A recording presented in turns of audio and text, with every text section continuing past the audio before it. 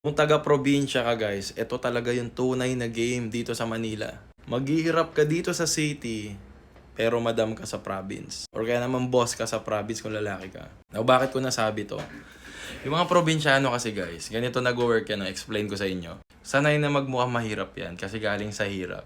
Sanay na sa maduming lugar, sanay na sa bukid life. So kaya sila pumupunta dito, greener pastures. Ibig sabihin, mas magandang trabaho, mas malaking sahod. Tapos, i-maintain nila yung lifestyle nila dito sa Metro Manila. Kasi sanay na sila sa lifestyle sa probinsya. So, yung mga probinsyano na tumitira dito sa Metro Manila na hindi nagla-lifestyle inflation, pag uwi nila, once they get the bag, pag uwi sa province, sila yung main character, doon sila nag-i-invest. Kaya pansinin nyo, may mga probinsyano na nagla-lock-in lang dito sa Metro Manila tapos magbabounce na kasi kinuha lang nila yung bag, bro. They just get the bag. And after that, reinvest sa province, magiging landlord or whatsoever, then goodbye Manila. Usually, ganun yung game. Pero hindi lahat nagiging ganun, guys, kasi ang pagpunta sa Metro Manila, double-edged sword yan. Pwedeng kakainin ka or pwedeng hindi. Depende sa mindset mo yan.